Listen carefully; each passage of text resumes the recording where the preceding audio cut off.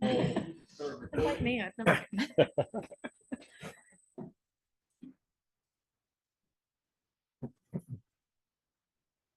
We're good? Okay. We'll go to order and we'll start with the Pledge of Allegiance. I pledge allegiance To the flag of the United States of America and to the republic for which it stands, one nation, under God, indivisible, with liberty and justice for all. As always, we start the meeting with announcements.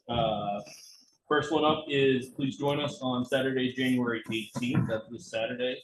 And we also have scheduled for Saturday, February 8th for the cookie decorating class led by Jamie Wadowski. More information is available in the registration on the town website.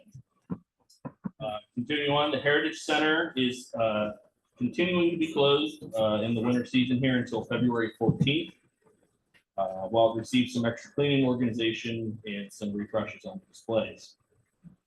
Christmas tree pickup began on January 6th and will run through January 31st, 2025. The town would like to congratulate Chief Hawk, as he was one of 257 law enforcement officials and one of only 2 from the Pittsburgh region to graduate from the Federal Bureau of Investigation National.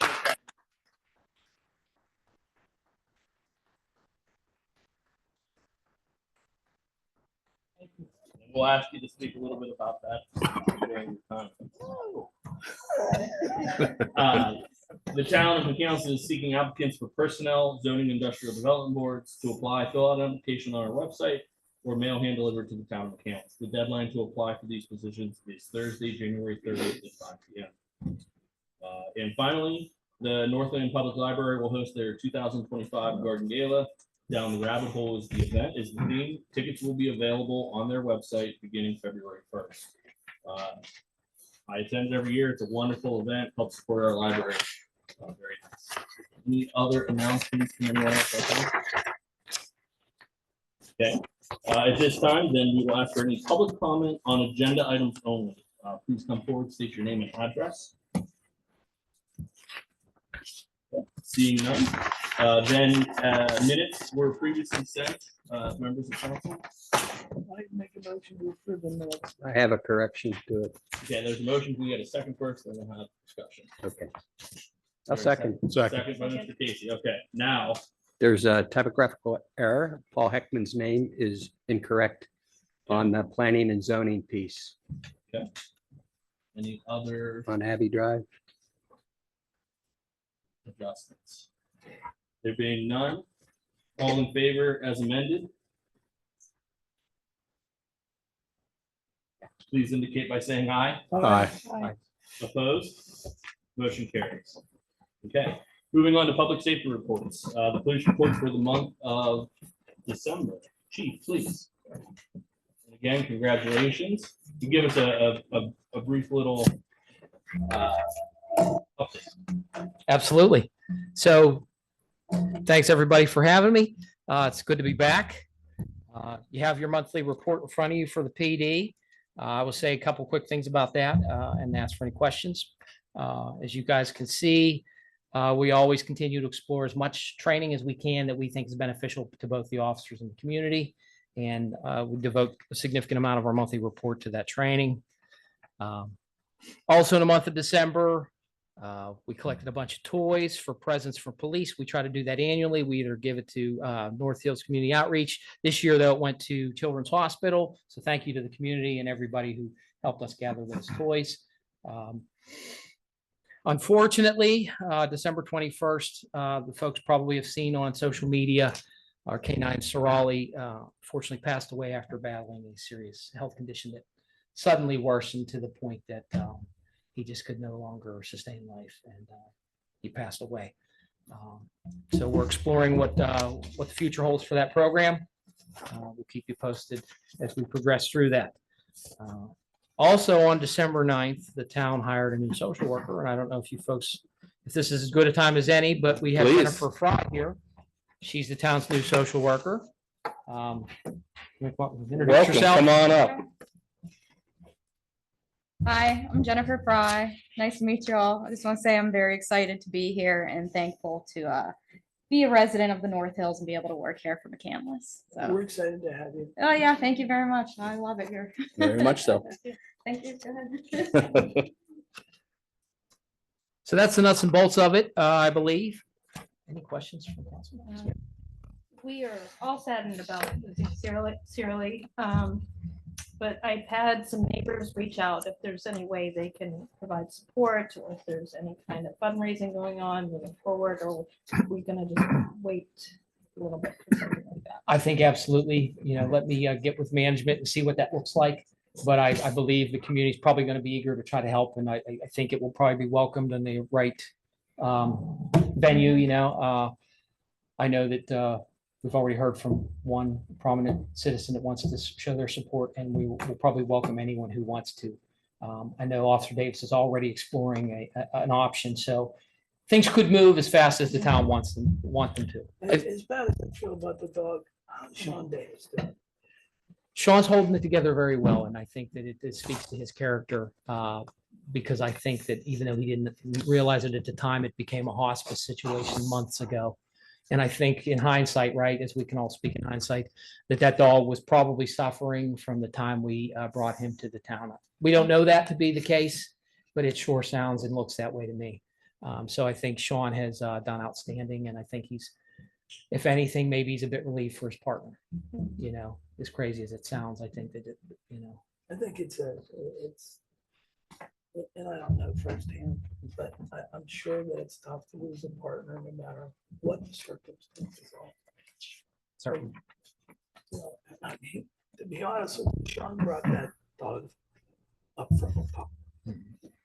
And I'm sure that he's feeling the effects of our deepest sympathies to Officer Davis too.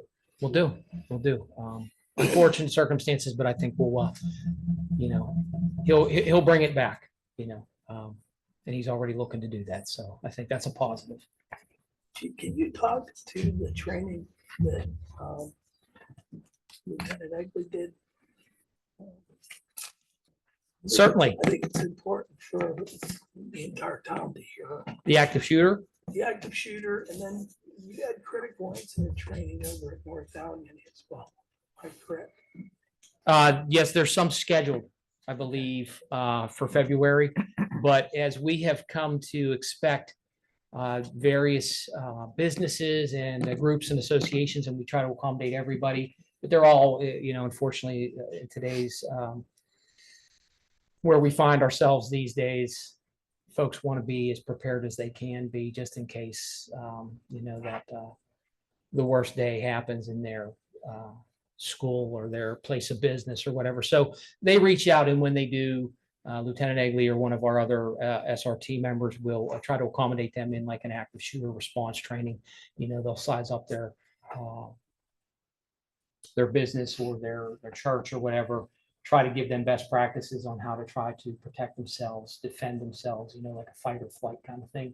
So we are busy trying to handle that as they come in, and Lieutenant Egley does his share of those throughout the town.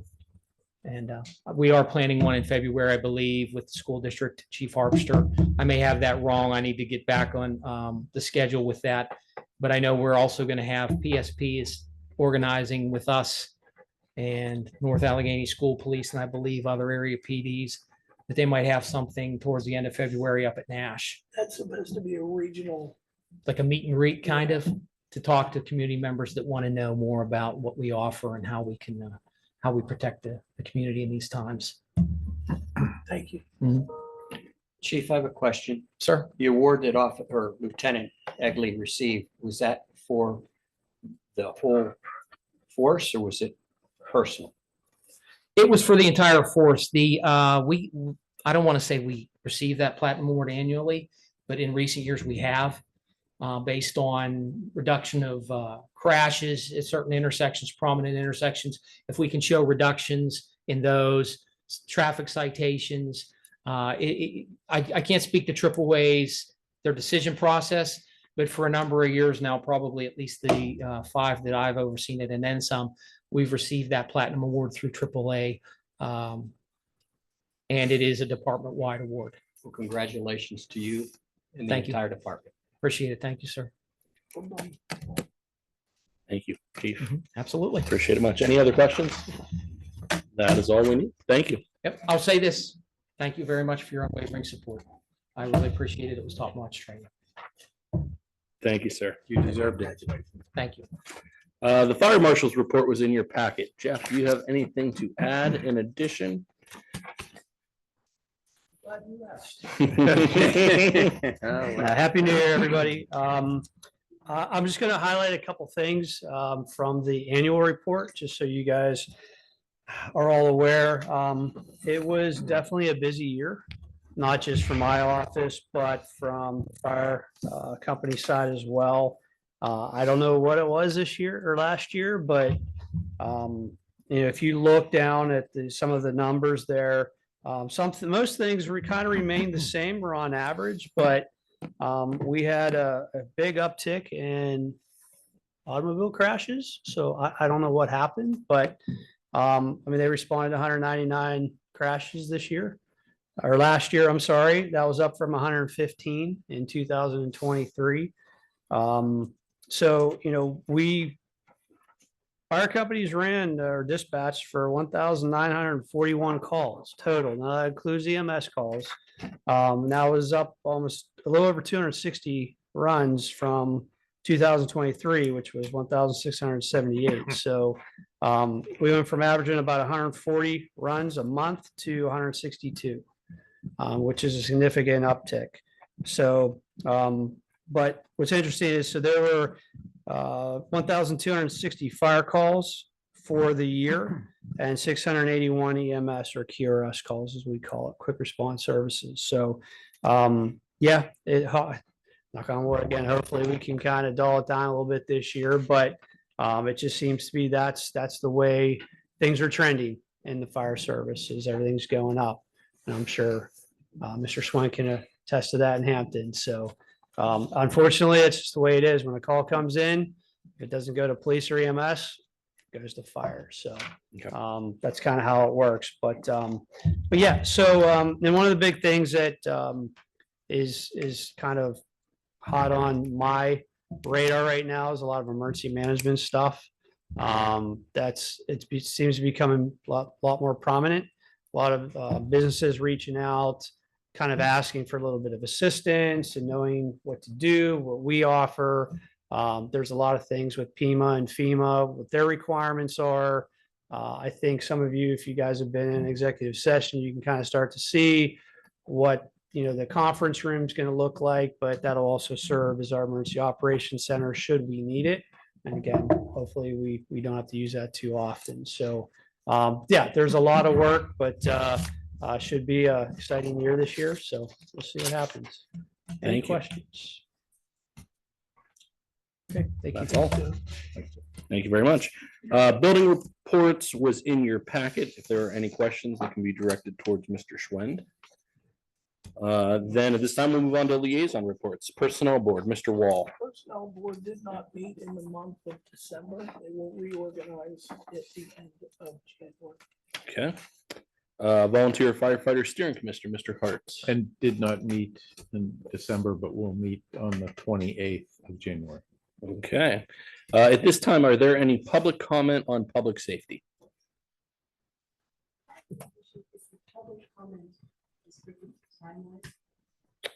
Typically, we have a policy. It's 5 minutes typically is what our policy is. Name and address, please. Thank you. Rita Martin, 10585 Grubbs Road.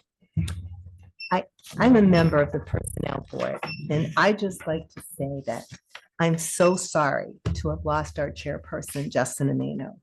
I want to take an opportunity to let you guys know and the public know that this man was so competent, organized, hardworking. He did so much for our committee to bring it all together.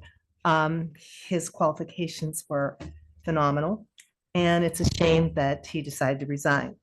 But I think I know why he decided to resign. He's frustrated. He was frustrated with the process of interviewing and selecting police officers. So much hard work was done by our committee. I mean, we went through all of these, revised them under his leadership and Amy's. Amy started it, but did a great job. He also did staffing metrics for us, and he is a qualified person to do this because he's in security for the city of Pittsburgh, and he did an excellent job. And we interview candidates. He organized the interviewing of them, and this is the time-wise. We were hoping to meet the metrics that he set out, but we were sorely let down on that. In addition, the turnaround time between our list of recommended candidates and selection by Utah Council, we lose 75% of our candidates to other municipalities because it takes so long. I mean, something needs to be done. And all the recommendations we make are kind of ignored. And I think that's what he was frustrated about. And I just need to let you know that, because we need to do better and hold on to these people. Second point, I'd like to also ask you how a new personnel member was added to our committee in so short a time, and why. Justin resigned on December 5th, and nothing was mentioned in the December 9th meeting of town council. I didn't even know that he had resigned. Later he called me. However, by the 16th of December, a new person was appointed to our committee. Where was the 30-day posting? We had two alternates, that one of whom could have easily replaced him for a month. Come on. When did the board interview Brian Schneider? And why was it not a public interview and mentioned, which used to be the case? I mean, if you look at this, which specifies what you're supposed to do, when a vacancy occurs, the position we posted on town website. I mean, for Can we 30 pause for 1 days. second? I just want to address something. Sure. The other position of David Smith was the other position that was coming up. But it so that wasn't coming was- up until the 31st of December. Correct, So yes. we, you know, unless you're really following the, you know. I just want to make sure you're Yes. aware of where I that know position that, and I know was he for going- Dave's. I knew he was going to not reapply, Yeah, but certainly even that position required, in fact, his name is still mentioned though, despite the fact that you put Brian Schneider on, it still has the other person's name. It was not done according to your regulations, and that's what I'm concerned about. And the interview, in this, it says that the whole council should be interviewing. When I know we had a lapse during COVID, but originally, when I was first interviewed for any position, it was in that room with everybody present, all of you, and also other people who wanted to be interviewed that night. It was like that. So it's changed. Everything's changed. And I'm calling it to your attention because we don't want to go back to the time where there were just papers in a drawer and people pulled names out of a Correct. hat. We want people who are good, committed citizens who want to serve on these committees. Thank you. yeah, no problem. Thank you for your comments. I appreciate it. I do just want to, there were a few things that I personally know on that is there was a memo issued before my time on council, I think before many times on council. And with the addition of boards were added in the last couple of years, we had an environmental board, a tech committee, and there was a lot of interviews to take place. There was a memo issued from 2 prior council presidents ago that basically said the vote will still be considered by all members of council, so that all 7 of us would vote on that candidate at the end. But the interviews would have been held at that time by, the memo says the liaison and alternate liaison is how it's spelled out in that memo. Yeah. Correct, yes. And that's changed prior to us, and we've identified that as well as a problem. We're going to try to formalize this because it needs to be there. Since COVID, it's kind of wailing in the wind here with how these are. So it is on our process to update this and formalize that in a proper way at the same time. So I appreciate you bringing it to our attention. Oh. Is it ever published or spoken about what her duties will be as a new member of our? That's something that the police chief, I'm sure, could talk to more, but probably at another That would time. be nice, just Yeah. to let people know. We can definitely what do she- that. What she's capable of doing with her job. description. Maybe we could ask that, and that'd be a really nice social media post. I was just gonna say, we could probably do like a video Yeah. welcoming and everything else. Yeah. I think that's a great idea. Thank you very much. Appreciate it. Come on up. Start the clock again. Paul Heckman, 10529 Abbey Lane. I would just like to thank the fire departments and including Pine. As our homes are row homes where something that starts in one probably goes to 4, 5, or 6 very quickly. We had a false alarm a couple of weeks ago, and my constituents in the plan have expressed to me how grateful they were to see how much equipment. They weren't sure where it was all going to go because we had on the shortest road in the plan 3 full-size trucks, 2 utility trucks, a squad car. But again, to the community, that meant so much because they recognized the shared effect of something that starts, God forbid, in the middle, much less one of the engine goes out, but in the middle can very quickly take out everyone's homes in that particular stretch. So they've asked me to express their gratitude to see that kind of response as quickly as after, at least after the first truck arrived. I don't know when the alarm actually went in, but we had, I think, everybody, including Wexford. Oh, that's great. It was impressive. Thank you for your comments.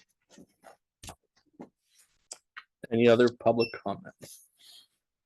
Okay, continuing on, facilities management reports, public works. Brad. Good. So as you'll see on my report that I have added an upcoming work area.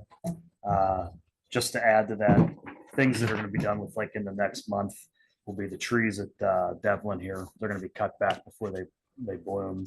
And we're going to be doing some painting in town hall.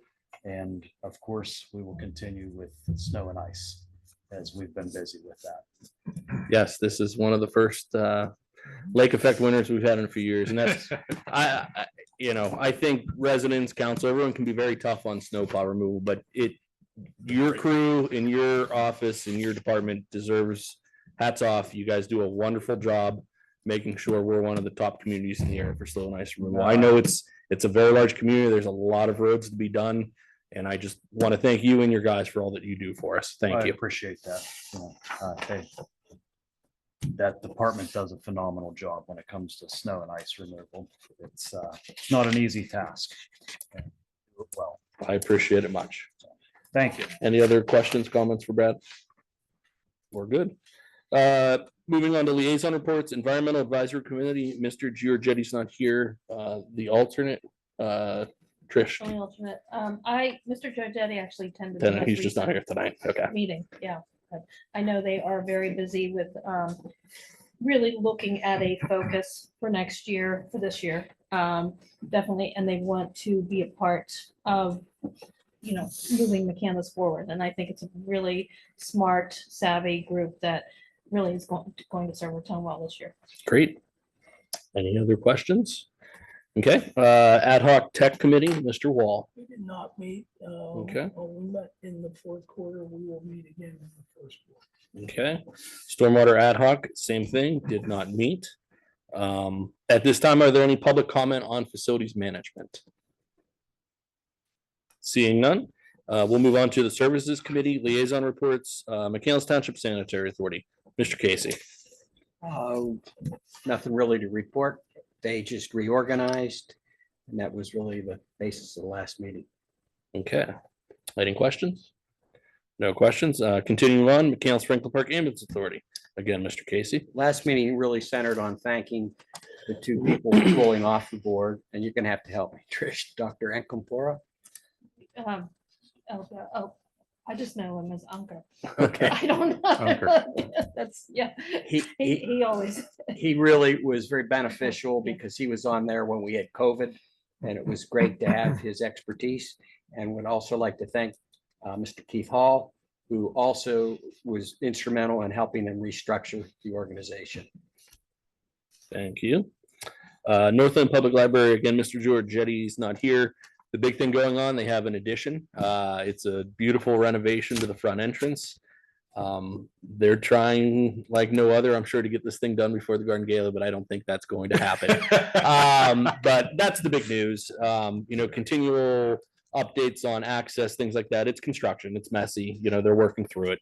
But I know they are excited about their garden gala, and it's always the event of the North Hills, so please attend. Any public comment on services? Seeing none, there is no old business. Moving on to new business, we have 2 purchase orders here.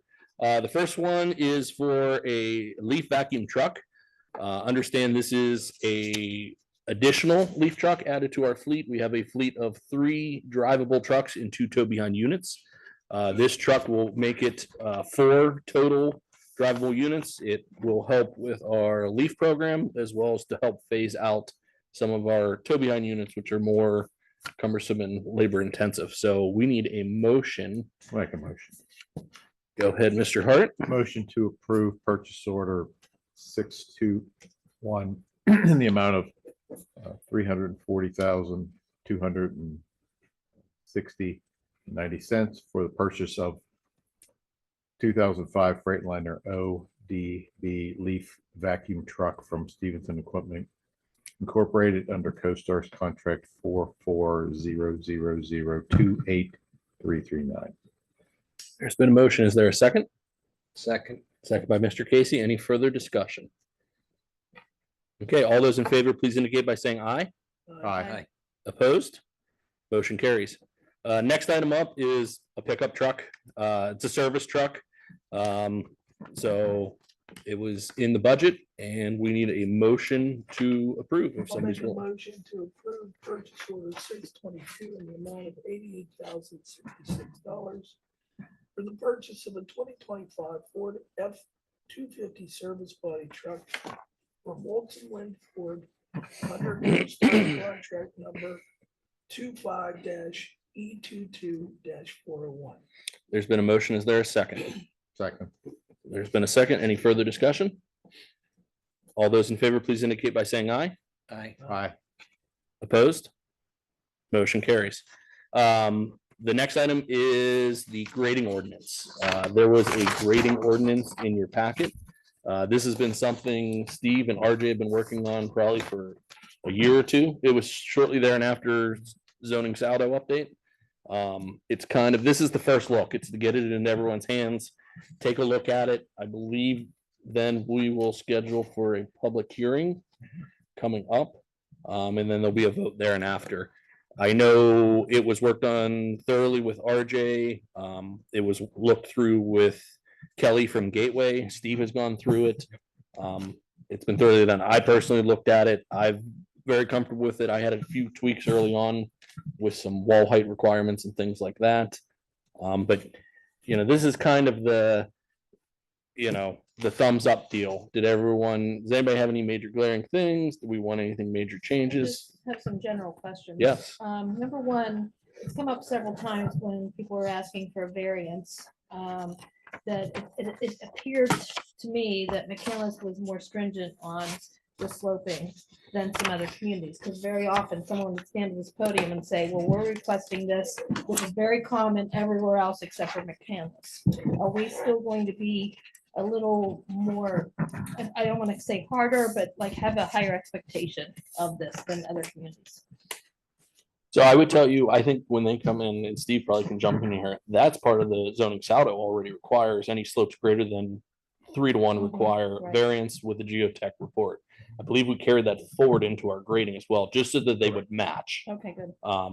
So yeah, and that's, you may hear, I'm in that industry, I see it all the time. If you've lived in Pittsburgh the last 4 years and talked about landslides, 3-to-1 slopes are very less susceptible to landslides than 2-to-1. So I think it's something very important, that we continue to, we're more than willing to look at that as long as you have a geotechnical engineer report saying so. So that is carried through in that grading. That 3-to-1 standard is becoming much more common. Okay, so we're not going to continue to hear this. I mean, every you will single hear it time. because they're trying to We'll continue hear to it, give them yeah. a variance, but This is common language in many other towns. that's Yes, not, in fact, getting it just fit. not the case Very anymore. good, It's definitely okay. changing. And my other question is, if I'm a single family homeowner, how does this impact me? Is it only when I'm doing like a 2-story major addition, or if I'm redoing my garden and putting retaining wall, what point do I need to be worried as a single family homeowner? That might be more of an RJ question. There, I believe there is a square footage amount in there. Yeah, it's like a Um, quarter yeah. acre, but then. It depth, definitely it's like a triggers it. matrix Almost. Yeah, and it's complementary even to our stormwater because our stormwater has a 400 square foot review. So it's kind of I think it falls in that same lines, but it's minor at that point. There's also questions about what's landscaping and what's grading, but that is all defined in there. Unfortunately, you have to pick a number because Yeah, I just don't, I don't know if a homeowner is going to start a project and then it comes back and says, oh, this should have been reviewed. yeah, Like, will they be, how will they know? Or should they just call and say, I don't know if my project needs review or don't know? I think as always they And should then- call well, but probably Are and they, see. are they gonna, fork over Yeah. the money for an engineer's review to put up a retaining wall? I did it for my pool, and I gotta tell you something, it's very expensive. I mean, you're talking $2,500 for a review of the slope, Mhm. and that's 2.5 years ago. Yeah. So it's probably $4,000 now. There's not a one size fits all answer to if a property owner, like a single family homeowner, needs to worry. It's all about how extensive their grading is. So we'll have to try to educate people on the new rules. But they're pretty clearly laid out as far as depths. It's all about the depth. Some of these match, the 4 feet in height for retaining wall matches where a building permit's required. So those engineering standards are already in our current code. It's just kind of reiterated here. This is more so for cut and fill slopes that people may do. There are a significant number of exceptions to permit requirements also outlined in 170504. So we will have to educate folks, and code enforcement will have to be on top of it as they see plans come in and see if they need to apply for the permit or not. Thank you. At our next meeting, you'll get to meet our new code enforcement officer, Zach Paris. So he'll introduce himself just like Jenny did tonight, and can ask him any questions too. RJ will introduce him at the next meeting. I tried reading it. That is the most boring document I've read since I've been here. Welcome to grading ordinance. But I do have a concern, and that is slope and distance. I don't think you've got anything in there about distance. So when you have a slope and it's 3 degrees for, from the top of that wall to here, that's one thing. But when you're going, like on Pine Creek Hill, you're going that distance, you're going to pick up a lot of velocity with water coming off. So can you say that after a certain distance, you have There's to have a benches. swale? There's typically, so what, and I recall, I don't have it in front of me, but there is benching requirements after so much length of slope. There's acronyms to all these too that Oh, I gets know. confused in my tried mind, but reading it. there are benching requirements and there are certain things. Again, we don't want to regulate stormwater in the grading ordinance because the stormwater is in its own ordinance, but there is benching requirements for slope length as well, which goes back to the geotechnical. You can't have a 200-foot length slope without a bench of 15 feet or whatever, with these slopes. So that is all in there. I'm fairly certain. You have to read it together with the stormwater ordinance as well. Oh, that Yeah, really they're very makes it fun. complementary Yeah, to each other. Is a bench a terrace? Yes, a terrace. Okay. Sorry, Yep. jargon. A flat spot within the slope to provide a break. Thank you. So I would tell you, and I would tell all of council, if you have additional concerns or questions, email them off to RJ. She's the point of contact on this. She can still make adjustments based upon what anyone here would like.